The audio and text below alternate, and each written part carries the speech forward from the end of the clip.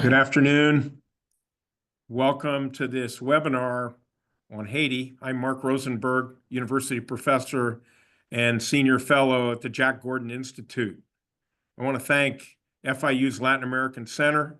I want to thank the Jack Gordon Institute. I want to thank the Haitian-American Foundation for Democracy for their support. Claudia Batistel in LAC in particular help us to organize. So thank you, Claudia. Appreciate that very much. Also, Pay Cargo has been instrumental through their financial support for our efforts here at FIU to keep a focus on Haiti.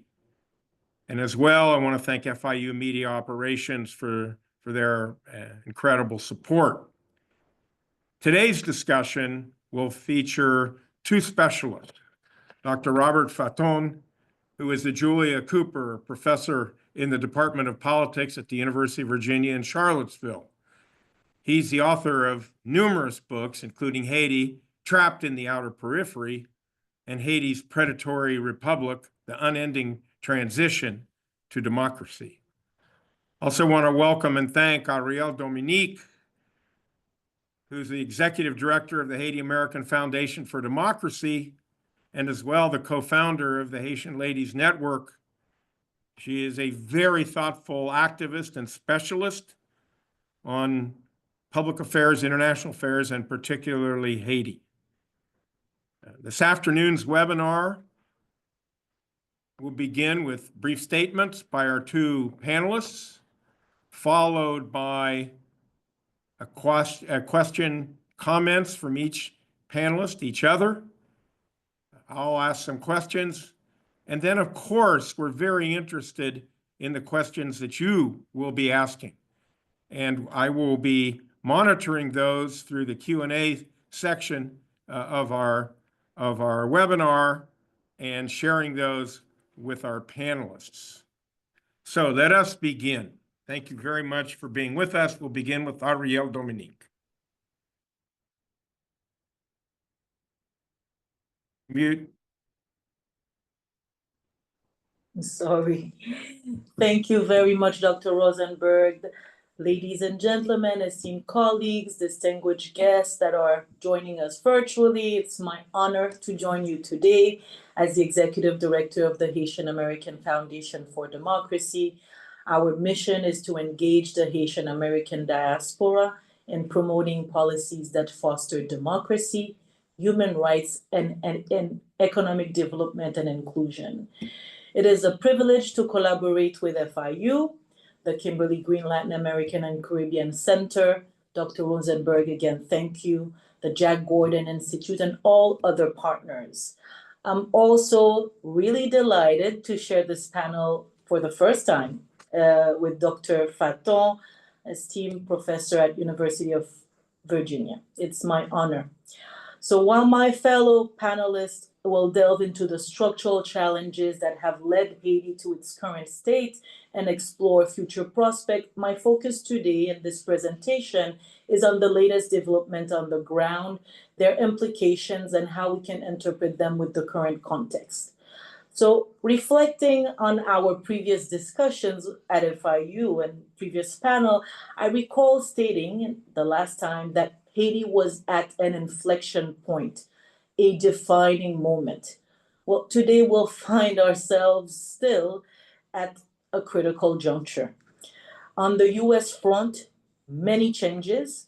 The recent US elections have introduced uncertainties, especially concerning immigration and foreign aid policies. The Haitian American community is experiencing heightened anxiety, uncertain about what to expect from the new administration. Regional leaders are also grappling with the potential implications of these political shifts for the region generally and for Haiti particularly. In Haiti, we have a new administration with a new prime minister, Monsieur Didier Fils-Aimé, who comes from the private sector. He seems to come with the will to improve the situation and work with the current but fragile presidential council. He is replacing Prime Minister Gary Cooney, although there was much hope with Prime Minister Kony, who came from the United Nations structure. He and the Presidential Council were unable to get along, and he was ousted. The Presidential Council has as its leader now Monsieur Leslie Voltaire, who comes from the Lavalas party. There is a rotating presidency, as we all know. And we have seen that Mr. Voltaire lately has made outreach to the Vatican. He invited President Petro of Colombia to Haiti, and he's making outreach in the region to help solve the security situation. We also have a new public security secretary, Monsieur Mario André Sol. André Sol is a former Director General of the National Police, who is respected really across the spectrum.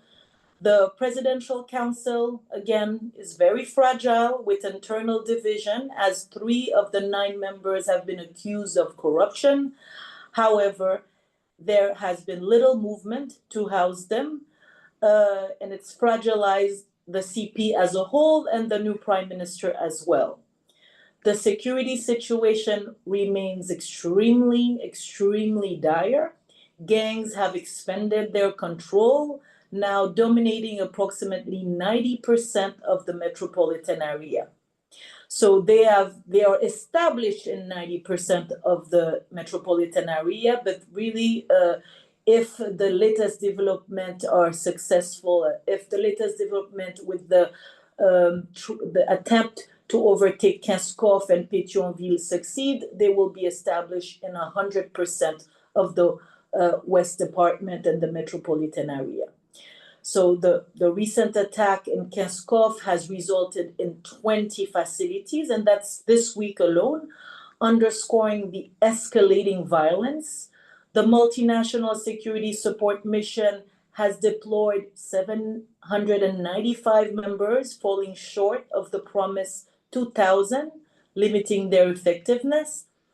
There are approximately, and I'm quoting from the human rights organization on the ground, RNDDH, who say that there are 150,000 displaced residing in 117 refugee camps. However, the United Nations estimations are around 1 million, so we really don't know. All we know is that there's a huge issue with displacement. In 2024, 5,000 individuals were killed due to insecurity, as reported by the United Nations. 34 police officers were assassinated in 2024. There are currently around 200 active gang groups, and since March, many have federated under the Vivre Ensemble Alliance, coordinating attacks together and supporting one another. According to RNDDH, there are approximately 30 victims of violence daily, whether killed, kidnapped, wounded, etc. Now, in terms of positive developments, we can say that the appointment of the Normil Rameau, who's the director of the National Police, and Mario André Sol has boosted police morale. Their leadership has led to increased police visibility and patrolling in the metropolitan area, challenging gang dominance. Despite the challenges, the Haitian populace continues to demonstrate remarkable courage and adaptability, striving to live with dignity amidst adversity. The security situation, as I've said, remains extremely dire, and the path to eradicating corruption, impunity is long.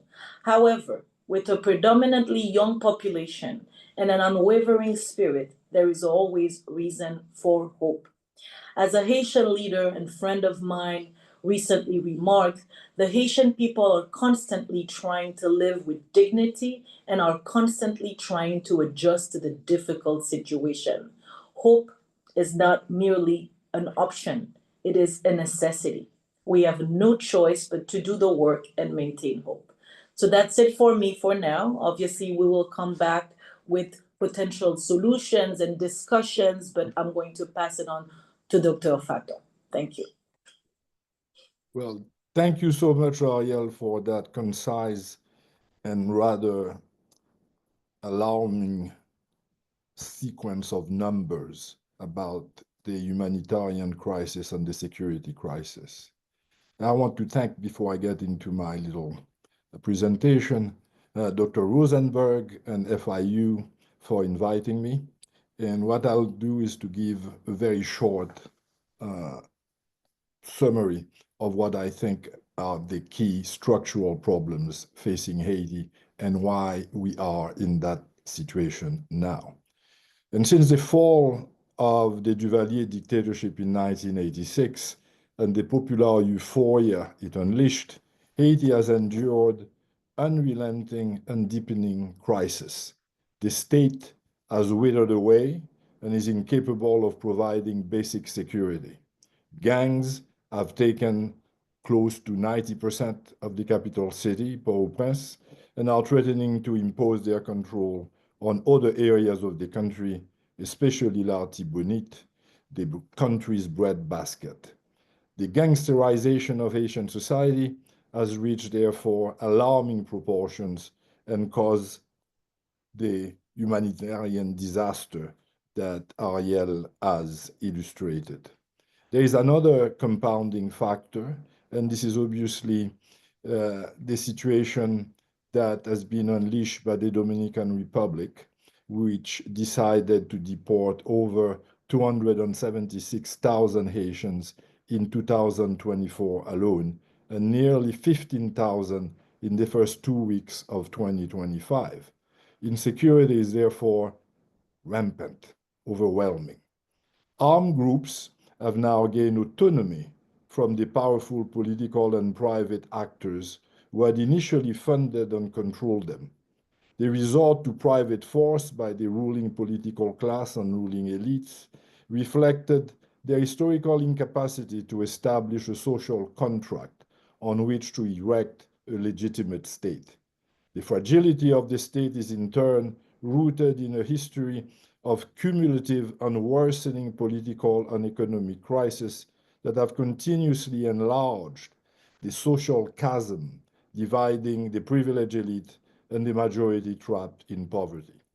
The increasing impoverishment of the urban population has transformed it into a reserved army of gangs for public officials and oligarchs.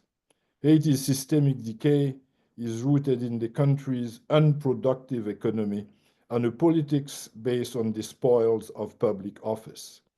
This fragile material foundation has nurtured an increasingly destructive politique du ventre, belly politics, in which access to public office becomes a means to acquire illicit wealth. In a country where poverty is rampant, controlling the state is a zero-sum game leading to recurring political instability. Equally significant in Haiti's decay is the reality that its sovereignty, which was always vulnerable, has become purely symbolic since the overthrow of President Jean-Bertrand Aristide in 1991. The unending crises that have occurred since then have all had ephemeral resolutions orchestrated by the core groups composed of foreign powers under the hegemony of the United States. In fact, the most determinate moments in the past 40 years of Haiti's history would not have occurred without multiple forms of foreign intervention in its domestic affairs. To understand Haitian politics requires therefore an analysis of the opportunistic convergence of interests, cementing the relations between Haiti's political class and traditional economic elite and the major Western powers. The recent creation of the Transitional Presidential Council last April is illustrative of this reality. The council, comprising 9 members, 7 of which are voting members, representing various political parties and civic associations. To become Haiti's ruling entity, the council had to accept the deployment of the Multinational Security Support Mission, the so-called MSS, led by Kenyan police officers. Despite rancorous divisions, and bribery scandals, the Council has managed to survive by crafting inventive rules of governance intended to promote consensus. For instance, its members agreed to rotate the presidency of the Council among 4 different heads of the 7 political groupings. Despite these measures, the Council has been unable to re-establish state authority and is facing a crisis of legitimacy that endangers its very survival.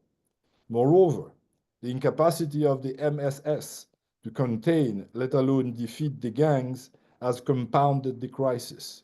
Haitians are increasingly doubtful that the MSS, with its limited force and inadequate arms, can create the conditions in which the Council promises can be fulfilled.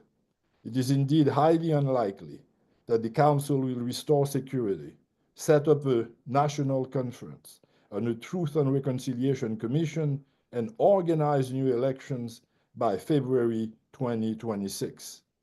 The lessons of the past 40 years nurture a sense of foreboding. History, however, is not predetermined. To escape the systemic crisis engulfing them, Haitians will have to finally decide to elaborate a more accountable system of governance, to reduce class inequalities, and free themselves from insidious foreign meddling. Otherwise, social polarization will continue to open the doors to political instability, gang violence, and extreme poverty. Although the country seems trapped in decay, new grassroots forces are surfacing. While they are not yet fully visible, they may ultimately transform Haiti. The recent emergence of Bois Calais, a popular justice movement that is fighting back against the gangs, despite all its imperfections, may indicate that people are not prepared to continuously put up with being the victims of injustice. Hope and resistance are simply not dead. And this is a point that Ariel also suggested. And I will end here, and maybe we can have the discussion and the questions. Thanks. Great. Well, let's start then where Dr. Fatton you ended. What does hope look like in the context of the present situation and going forward? Maybe both you and Ariel could address that. Give us some markers, give us some indicators that we could start to use to measure that. And Ariel, I'll ask you the same. So clearly, either of you. Yeah, I think Ariel is better placed to talk about it. I'm sitting pretty in Charlottesville, Virginia. I haven't been back to Haiti in about 4 years. So it's difficult to know exactly what is going on in Haiti itself. I have family, my extended family is still there. I have friends. I'm in constant communication with them. I read the papers, I listen to the radio. But you really need to be in the context of the crisis to really understand its extent and how it affects people in general in terms of mental health, physical health, and also in terms of whatever hope they may have. What I can say is that the situation is always in crisis in Haiti, but Haitians adjust. And I'll let Ariel to talk about that adjustment. She's in contact with Haitians in Haiti much more than I am, and she probably has a better vision of what hope would mean in that context. Well, I don't know if I know better. I am closer because I'm in Miami. But I think, again, when we, Dr. Fatton, discussed yesterday about this idea of hope, and I'm not sure if Dr. Rosenberg, I told you the same, it is not so much a question, we have big hope because we think that we're going in the right direction and we see already the signs that we're going in the right direction. I don't think it's so much about hope. I think that's inevitability in the sense where we, like I said in my presentation, we have no choice. And Haitians on the ground, although many have fled and record numbers have fled in the past years, I think that those who remain feel that they have no choice but to adjust, adapt, and live. So people are still going about their business. People are just more cautious and have means to survive. But restaurant people are like I said, going to work. They are in the streets, etc. But if I would have to say what could be these measurements, how could we see advancement? I think we have seen, in the sense where, like I said, with the new police chief, with Mario Andre Sol, that really has a great reputation across the board. We have seen that the police is trying more now than ever in the past years, pushing back.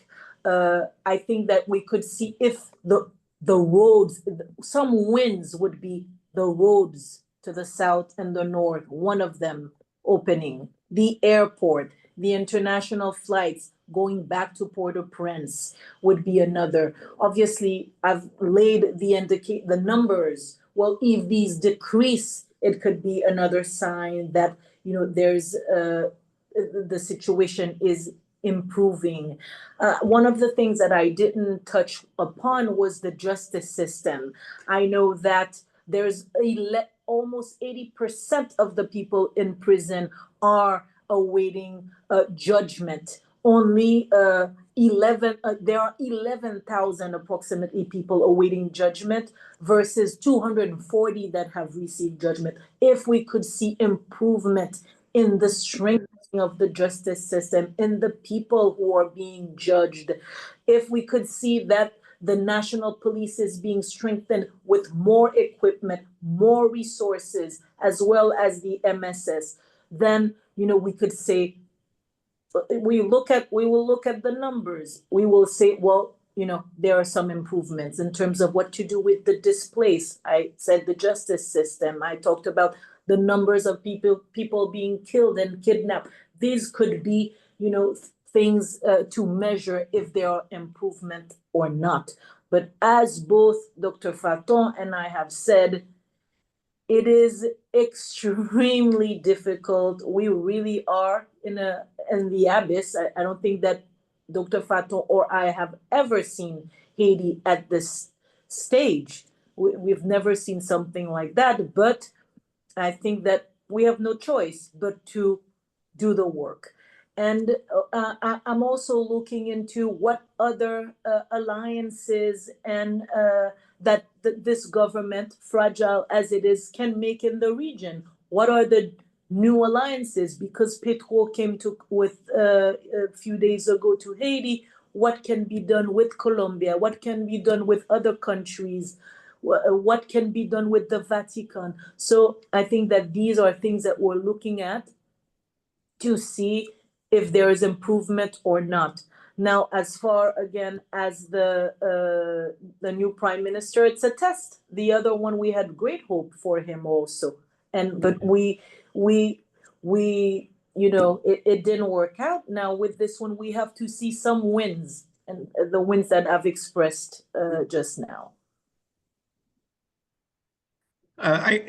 So getting some wins are important, and there are a lot of different dimensions to the hope desire. I believe it was Dr. Fatton mentioned the Dominican Republic sending Haitian people back to the country, but how will the recent actions in the United States related to the new administration and the presence of not fully documented individuals in the United States have an impact upon Haiti? How do you both view that? What are some of the issues? What are the challenges that will present in addition to the conditions already on the ground in Haiti? I think it's difficult. Sorry, go ahead. No, I was going to say, we have difficulty with the population that we have here. We have difficulty providing services to the people that we have in country. So I think, like President Voltaire has said, if those who came in the last couple of years, and the numbers are extraordinary, if they are deported back to Haiti, I think it's going to be catastrophic. I think that there's also, I think they have spoken also about remittances.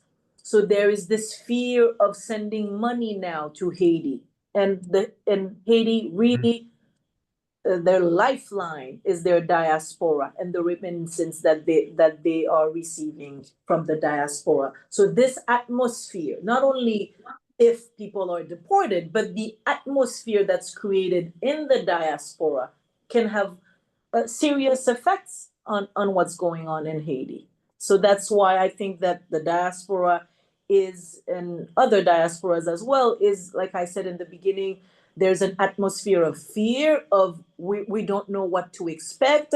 People are trying to get the information and are organizing both in the diaspora and in Haiti, because we don't know what's going to happen. But is Haiti prepared to receive all of these Haitians? I don't think that, I think it'll be catastrophic for the country.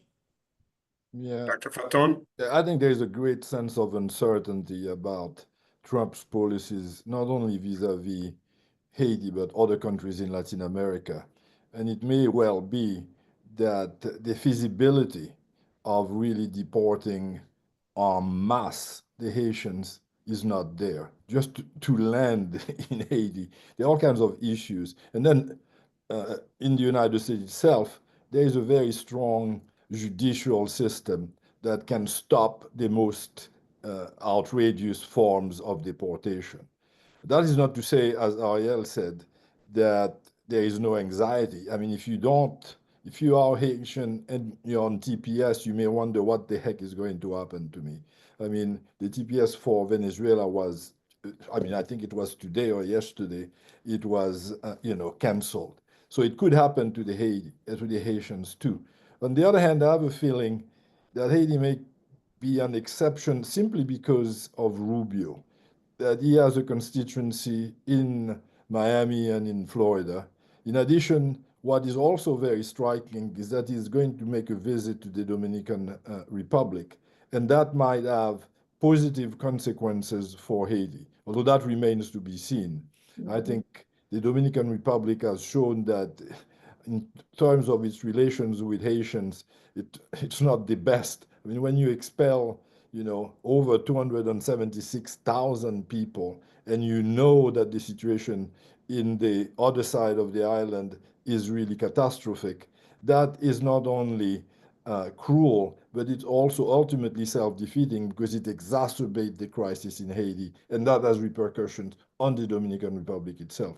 So hopefully, the Dominican government and Rubio may force the issue and calm down the situation, and foreign assistance, which seems to have been stopped, although we don't know really, may resume. And Rubio had declared too that he was strongly supportive of the MSS. If he is, then it would be very strange that he would tell the president to deport massively the Haitians back to Haiti. But ultimately, Trump is the one who decides, and I don't know what's in his mind. I don't think anyone really knows what the heck is in his mind about the deportation that he's talking about. Okay, so that's going to play out obviously over the next couple of months. But what's the reality on the ground now are, as you both pointed out, are the if you will, the gangs. And I'd be curious to know, do either of you have scenarios for gang mobilization, demobilization, remobilization that might be possible over the next, let's say, 6 months? Because what's clear is that the governance really is still very much driven by gang activity. And so let's spend a moment on that and try to understand where it might go. That's a difficult question, because on the one hand, the government doesn't want to enter into negotiations with the gangs. And it's very difficult for Haitians in general to say that negotiations with a criminal structure is feasible. But there might be a possibility, and I had initially had some hope when there was talk of creating a Truth and Reconciliation Council, that might be the arena where the decisions would be made about the relationship between the government and the gangs. And it might be a way of extending, an olive branch to the youth that is part of those gangs, and not necessarily to the leaders. Offer incentives to them. But I don't see how you can really hope to negotiate the top leadership of the gangs, because they have no intention of respecting whatever agreement there would be. And in addition, what they want is literally to take over. And that's not something that I think most Haitians are prepared to do. But there is a real danger that at one point it might be too late, that the gangs will take over. And I don't know how far we are from that moment and whether it will happen, but this is a constant danger. And the recent events in Kaskov and Fussy, which are not far from Pétionville, would indicate that if they were to take those areas in the hills of Port-au-Prince, that might be the end of it. So one has to think about possibilities of negotiations, even if they are secret negotiations. But on the other hand, you need to have some form of power to counterbalance those negotiations. In other words, that you're serious about eliminating those structures, but at the same time, something has to be done, because you're not going to kill all of those people in the gangs. So there is a dilemma. It's really a Gordian knot, and I'm still at a loss to know exactly how you would do it. But the Truth and Reconciliation Commission could offer a pathway to how to deal with the gangs, but we don't have it yet, that Truth and Reconciliation Commission. Well, All right, Ariel? yeah, well, it's the same. I think it's the same answer. We don't have the answer to this. And while we, not in Haiti, not in the diaspora, not the security experts in the region, has like the magic potion for this. We know certainly that, an improvement of the situation needs to go through equipping and strengthening the police, funding the police. I think that organization, civil society organization on the ground thinks that there is space for the government to do even better. To do better. That they have some resources, intelligence resources, to strengthen the police force.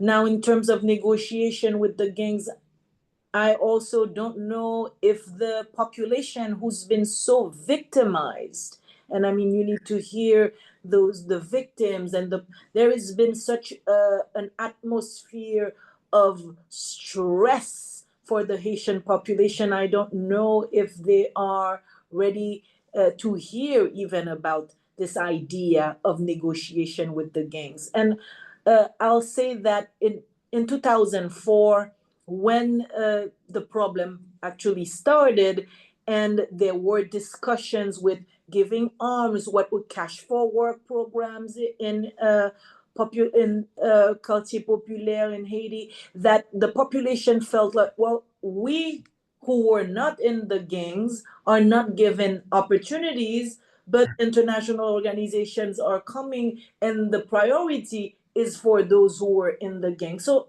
again, very complex, very sensitive situation. And yes, I don't want to repeat what Dr. Fatton has said, but 90% of the territory is overtaken by gangs, and if this Kenskoff NFUC attack succeeds and they're relentless at this, and you had asked what are the how we can measure. Well, if the police is about to contain this attack in Kenskoff and Fussy and hold Kenskoff and Fussy and Pétionville, that could be a measure that the police has, is trying to do its job better. But I mean, no answer at this point. But yeah, but let me ask, pardon me, but just to that point, are the gangs providing any form of social services? Because that's one of the lessons learned with gang organization elsewhere, that in some respects they provide social services where the government is not or will not, thereby provoking at least a little bit of community attachment to those services and giving the gangs a modicum of legitimacy. Is that happening at all? I don't know that I would. It's not as we know it around the world, where we know that, for example, in Hezbollah was offering social services in Lebanon, or I don't think that we could say social services, hospitals, schools, etc. I think that the population is really afraid of them in those quartiers populaires. Dr. Fatton, you have to help me with the translation of this word. I don't know it, but I think that yes, they are very feared in the neighborhoods. I think that the young people are joining the gangs because they have no option. They are fearing, but it's not really gangs with a political ideology, with a program to help the neighborhoods where they are. I don't think that's what we have here. It's not. Okay.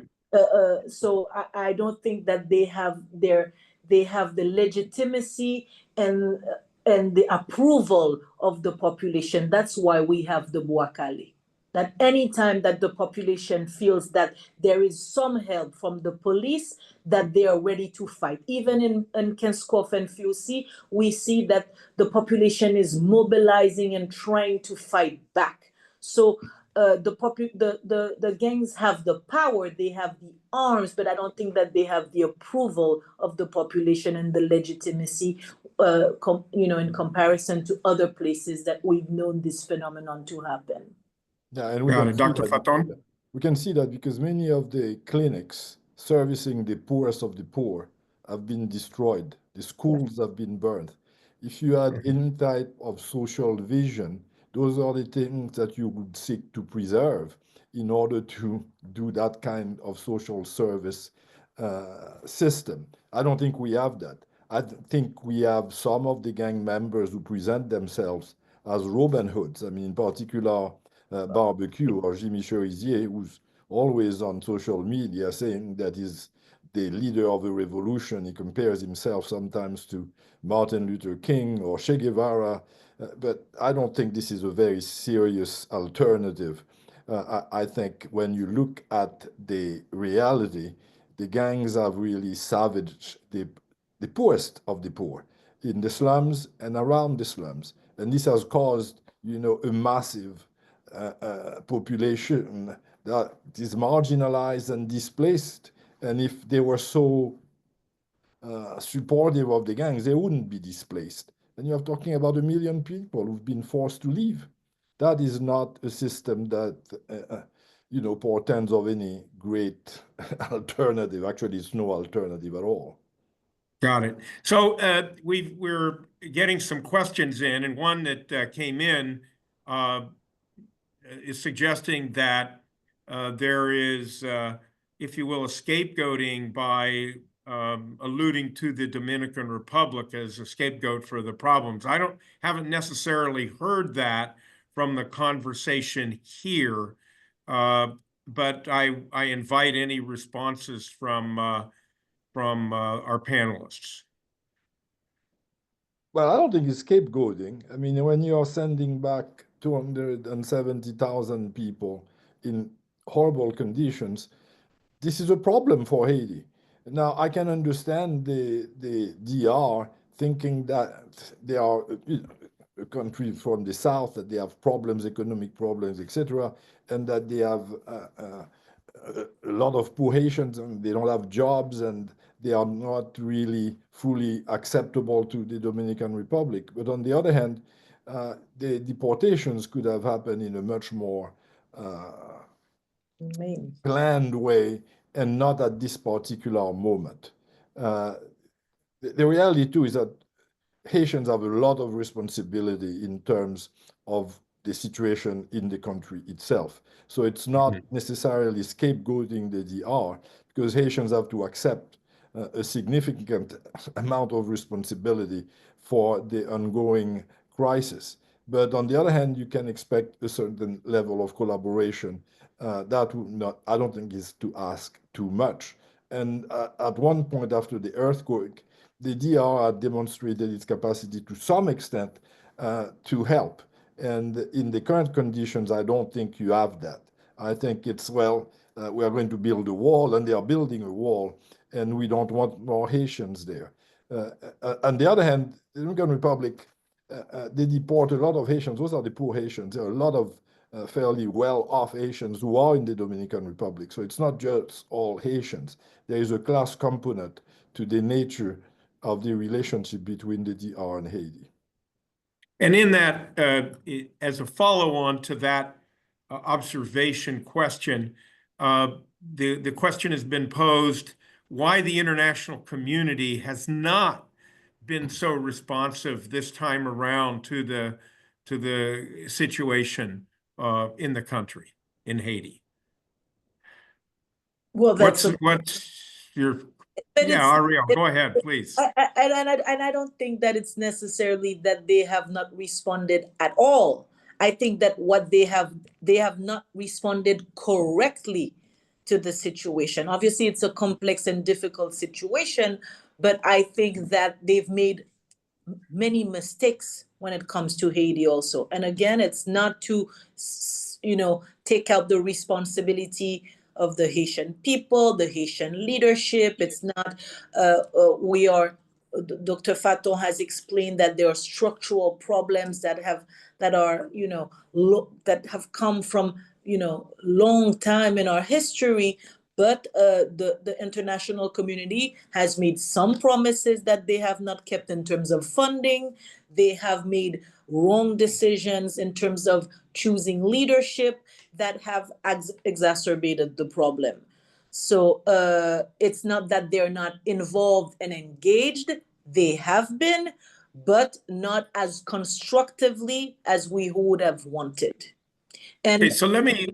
And I would say one of the things is to also listen to Haitian civil society. I think that, and although civil society organizations have been tremendously weakened by the last decade, but I think that one of the solutions is to collaborate with civil society. It is to strengthen the national police. It is to make sure that when Canada, the United States, and others are doing the training and vetting in the national police, that they do it in a much more coordinated fashion, whether it's for the police, whether it's for the justice system. So it's, again, not having these decisions that are taken in at the State Department or NSC level without thorough consultation with the Haitian civil society and taking the lessons learned from the mistakes of the past. Yeah, I think that ultimately Haitians will have to learn that the solutions for Haiti have to be taken by Haitians. And depending on the international community leads to great uncertainties, and not only uncertainties, but sometimes it leads to the opposite result that you would have wanted. It's one thing to get foreign assistance. It's another to get some sort of foreign assistance that really assist the development of the country. I've been saying that for the last 50 years. If you look, for instance, at agriculture, the idea of lifting all the tariffs and expecting that is going to be good for Haiti was madness. And this is exactly what happened. So we're completely dependent on food now. The agricultural sector in Haiti has been totally deteriorated by those policies. And here it's the international community, but also some powerful interest in Haiti. You have to recognize that. This is why I'm talking about an opportunistic convergence of interest. The people who import food are doing well, but that doesn't mean that L'Artibonite is in good shape. Artibonite is falling apart. That's the breadbasket of the country. We are not producing what we consume. Everything, virtually everything, is imported. And that's the disaster created by the economic model that we've adopted for the last 60 years. And if you don't change that, you're going to get the same result. Mm-hmm. So on that, we did have a question on economic development. So you've touched upon that. We are rounding into the final moments. I'd like each of you to spend 1 minute on gazing into the future. What can we expect in the next 6 months? Well, it's okay, me.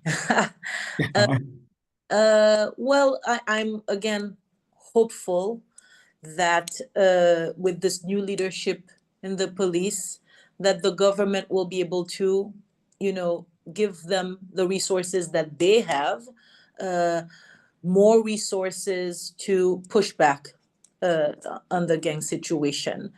And so that's really the hope. And I'm not going to repeat myself, but we don't have a choice to hope. We hope that civil society can play an important role, that it can be strengthened also and listened to. So yes, I think that you had mentioned, Dr. Fatton, that Marco Rubio, who is from Florida and knows the Haitian-American community very well, knows the region very well, could be a productive State Department secretary and for Haiti, because the problems of Haiti affect Haitians greatly, but they affect the region and they affect the United States also. So my hope is that the police can be strengthened to do its job, and we can have some wins. Yeah. Fatton? I must confess that I'm pessimistic, but on the other hand, I'm not in Haiti. I don't confront the daily realities. And if you're in Haiti, you can only have a determination that inspires some hope. Otherwise, you wouldn't be able to cope with the situation. I don't think the Rubio administration and obviously the Trump administration is going to change dramatically U.S. foreign policy towards Haiti. I think it's going to be very much the same, which is containment. What I hope is that the civic groups, the grassroots groups, can solidify and present an alternative, and that they can be, in fact, supported by the Haitian police, and they can get the necessary strength to confront the gangs and push them back. Ultimately, history has all kinds of surprises, and some are good, some are bad. I just hope that the surprises that are in the offing in the next 6 months will be good. Haitians have clearly had in their history moment of great despair. This is not new, but they have tended to overcome. And this is not a nationalistic incantation, but when you think about the Haitian Revolution of 1804, no one would have expected that it could have occurred, especially in the Western world. But Haitians managed to do it. The results after that are problematic, but it's a great event. And it may well be that Haitians will find again that kind of strength to escape from that dire situation. That's my hope. We'll see, because as I've said, there are promises of elections, a new constitution. I don't think this is going to happen, but I may be wrong. And if I'm wrong, then that would be very good. So let's see if I can do a summary. So there will be surprises, but but there's always the possibility and the hope of good surprises. And that's a positive note to leave this conversation on. FIU will be carrying out another set of conversations in the next couple of weeks on the issues of who's actually now managing policy and decision-making. The cutoff of aid is related to that. And the issue of arms trafficking, of course, is very definitely tied to that. And we will come back to these issues. On behalf of the university, I want to thank you, Dr. Fatton. I want to thank you, Ariel, Dominique, FIU Media Operations, and the Latin American and Caribbean Center for helping us to make this conversation real. Thanks to Pay Cargo and the Jack Gordon Institute. Ladies and gentlemen, thank you very much. We'll see you again soon. Thank you. Thank you. Bye-bye.